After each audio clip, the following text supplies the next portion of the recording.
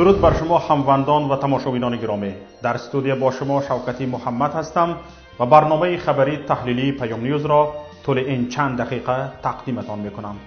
پذیرا باشید. سرختی موضوعهای امروزه: رستم امامعلی ҳамтои پوتینو مирزиёев мешавад.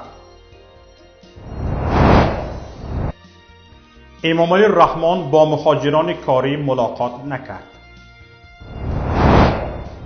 رزباری خسوربچاҳои раисҷумҳур با достиевҳо. раисҷумҳури قirғизистонро در Маскав و Паради ҳарбӣ راه надоданд. دو روز قبل تلویزیون سفینه برنامه را نشر کرد که در آن مثل همیشه از امامعلی رحمان قهرمان و نجات دهنده ملت تراشیده میشد. این قهرمان تراشی از رئیس جمهور چیزی نو نیست و هیچ جای تعجب ندارد.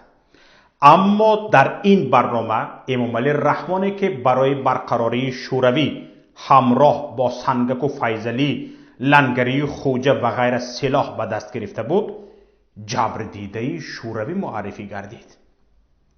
در برنامه سوال گذاشته می شد که به امامعلی رحمان چی میراثی از شوروی رسید و پاسخش هم این بود: جنگی برادرکش، زیاده از 150,000 نفر شهروندان کشته و بینام و نشان، 55,000 کودک یتیم و بیپرستار، زیاده از 25,000 زن بیشوهر و بیسرابان مانده، بیش از 1 میلیون گریزه، زیاده از 10 میلیارد دلار ضرر به اقتصاد ملی، زیاده از 36,000 منزلی به آب و آتش کشیده، هزارها مکتب و بیمارستانی آسیب دیده، نه همین خیل و غیره و غیره و هاکذا.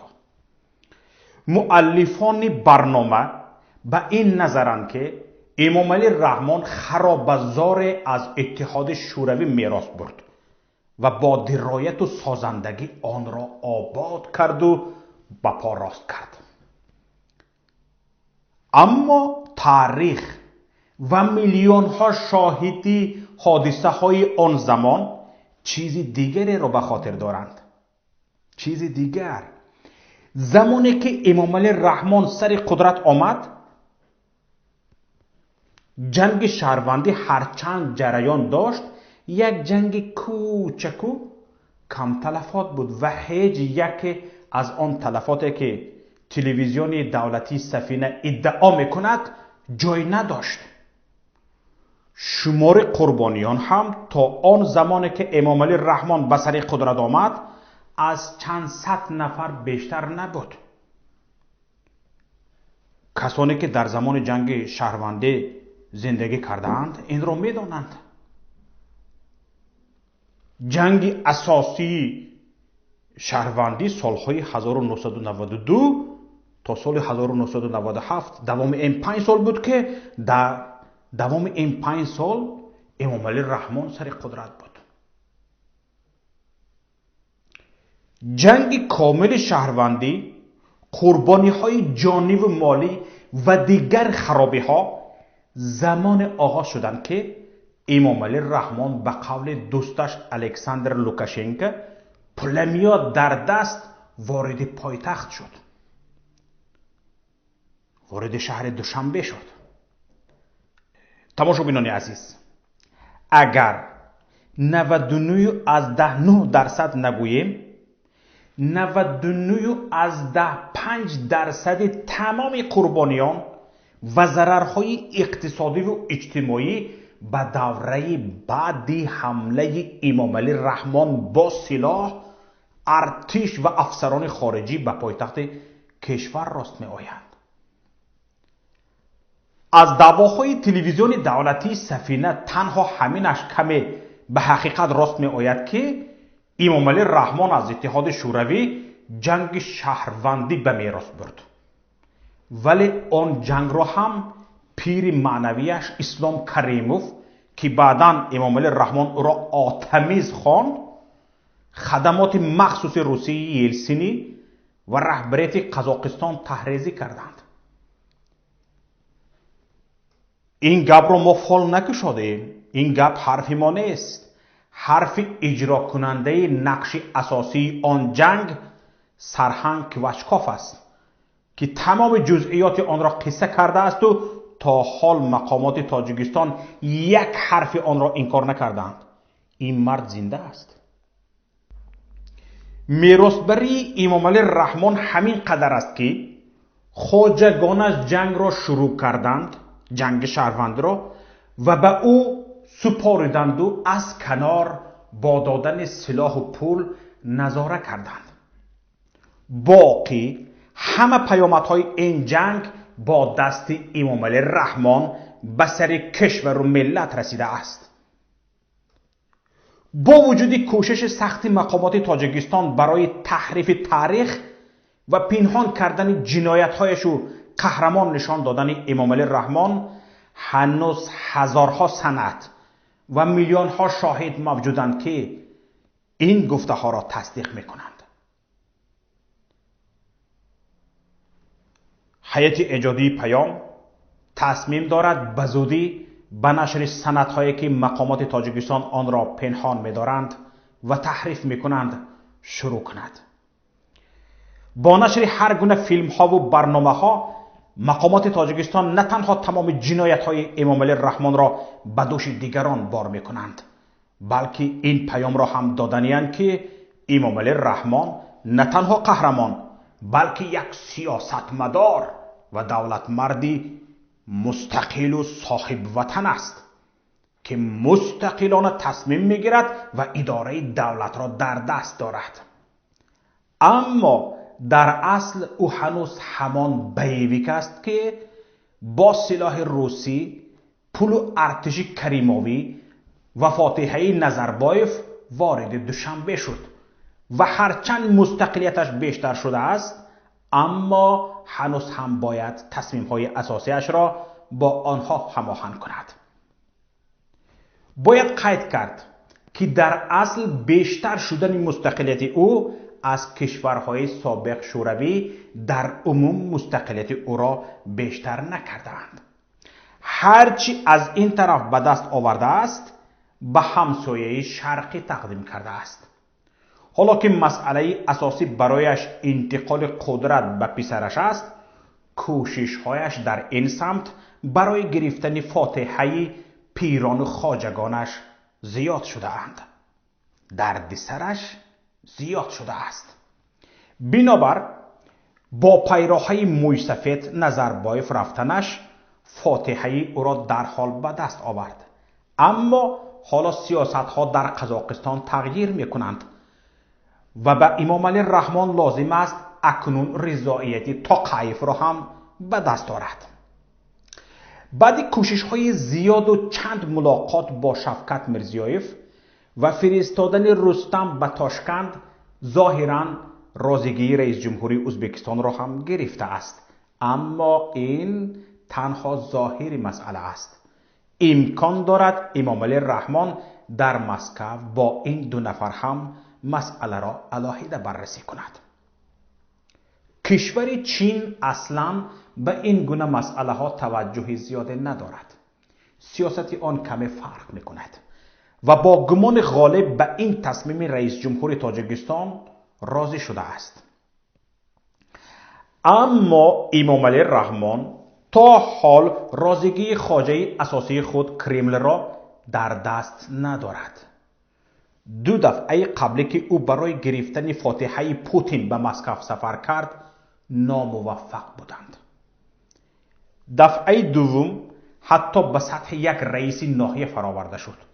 کسی او را در مسکو پیشواز نگرفت. یادتان هست. این دفعه امامعلی رحمان آمادگیش را از قبل شروع کرده است و کمترین امکانیت به دست آوردن دل پوتین را رها نمی کند. در حالی که بیش از یک ماه در پناهگاهش پنهان شده بود و صدای از او شنیده نمی شد، یک حرف برای تسلیت به مردم مصیبت زدهش نگفته بود. به خاطر تبریک مردم به جشن پیروزی ارتش شوروی در جنگ دوم جهانی در اکرانها در شهر دوشنبه ظهور کرد. سنه 9 مای یادتان هست. ظاهراً بعد تبریک به این نتیجه رسید که برای نرم کردن دل خواجه‌اش تنها تبریک کافی نیست و ترسان و هراسان از پناهگاهش خارج شده زیر پای تندیس جنگاورانی آن جنگ 80 سال قبل گلچنبر گذاشت و بلا فاصله به آنکه حرف با مردم مصیبت زده کشور بزند تسلیت عرض کند به پناهگاهش برگشت و 2 هفته دیگر غیب زد. مردم مرده رفته ایستاده است. این ایده غلبه جشن گرفت. یک نفر را تسلیت نگفت. حالا اکنون به مسکو رفته است.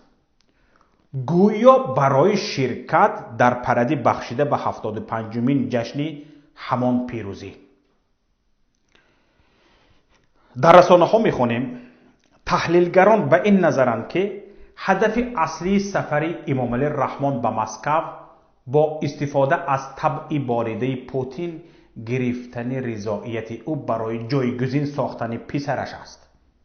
در نظر اول مسئله ساده می نماید و برای پوتین فرق چندانی ندارد که کدام از پدر یا پسر سر قدرت باشد.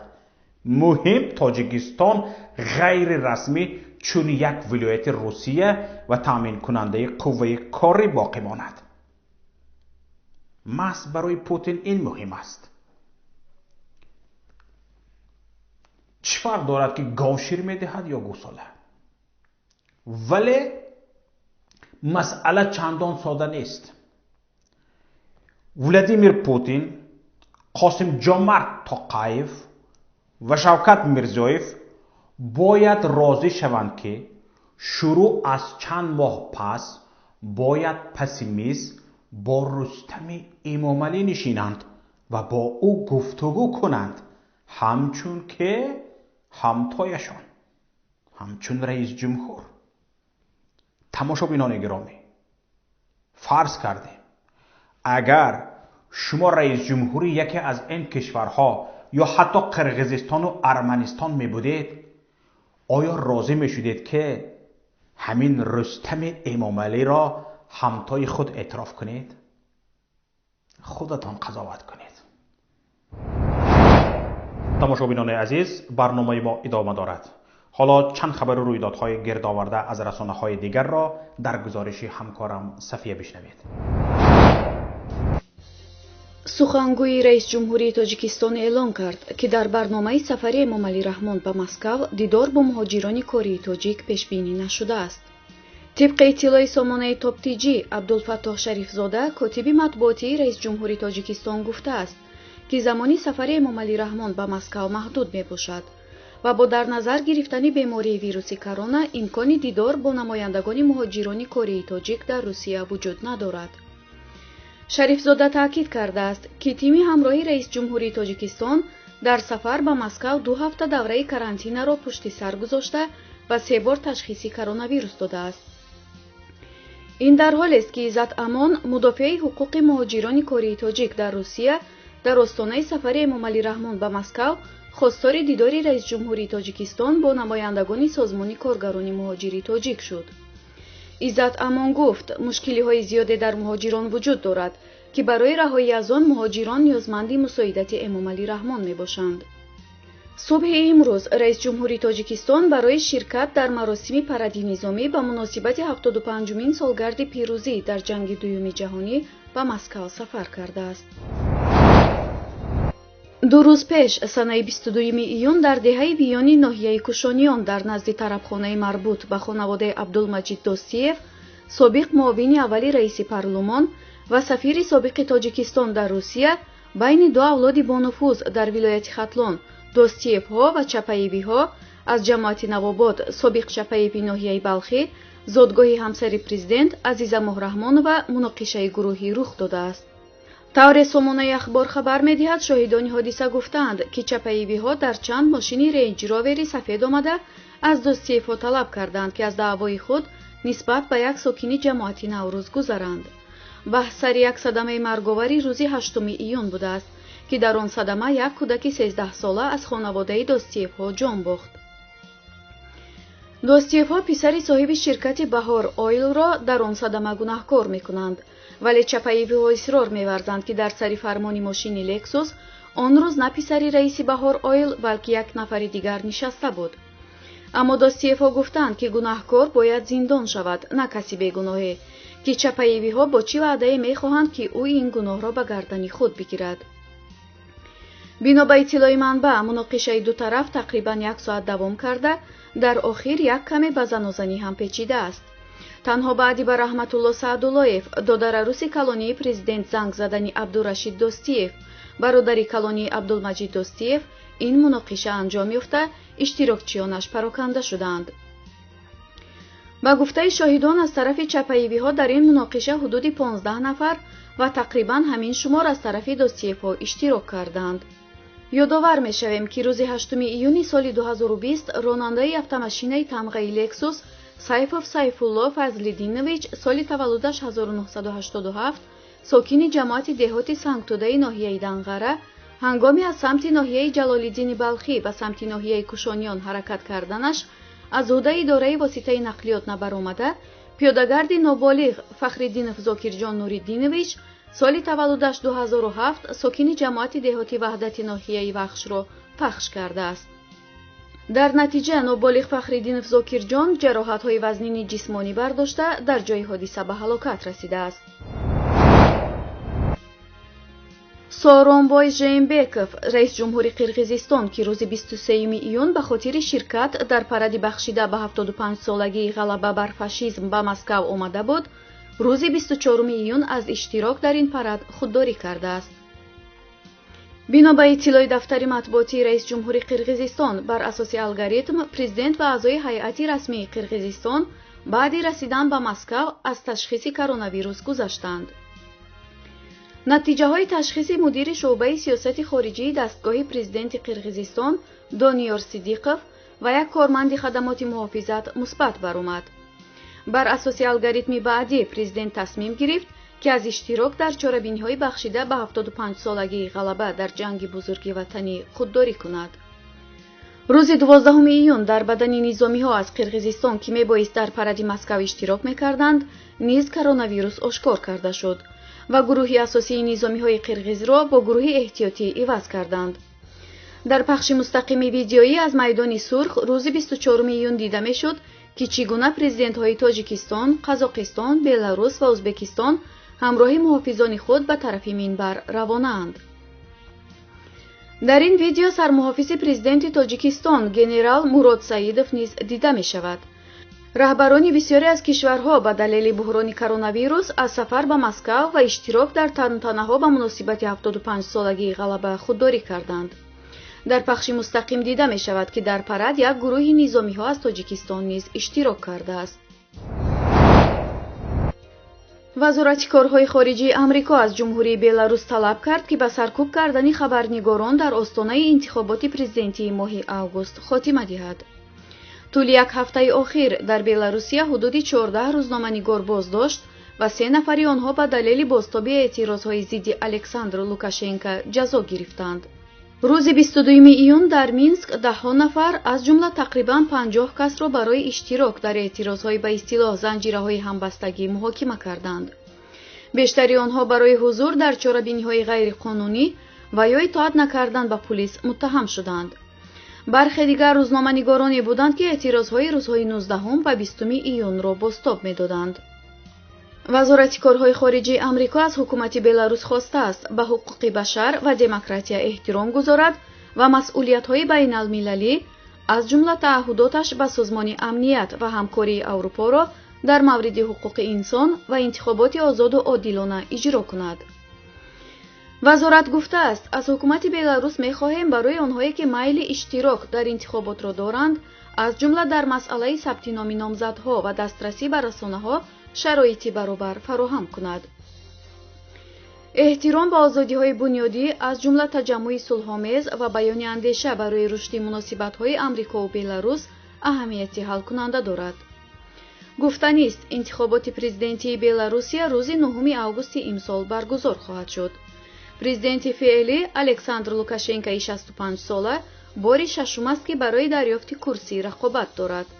вай аз соли 1994 инҷониб раиси ҷумҳурии беларус аст. اینجا نهایت برنامه امروزی ماست. برنامه‌های دیگری ما را در شبکه‌های اجتماعی و پایگاه پیام.net پیگیری کنید. هر خبر و رویداد را شاهد شدید لطفاً به رقم 49 15 16 46 15 947 توسط پیام‌رسان‌های واتساپ، وایبر، ایما یا تلگرام فرستید.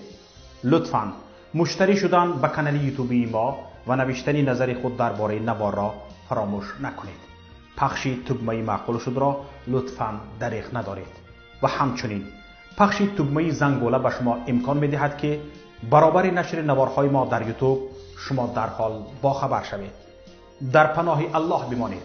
خیر، با امید دیدار در روز دیگر.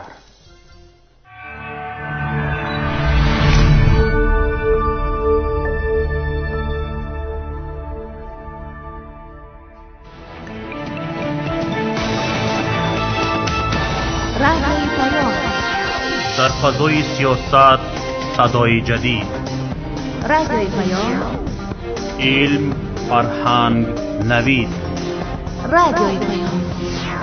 مشورت، بحث، گفت و شنید. در تمام دنیا روی رسانه اینترنتی رادیو پیام نقطه نت.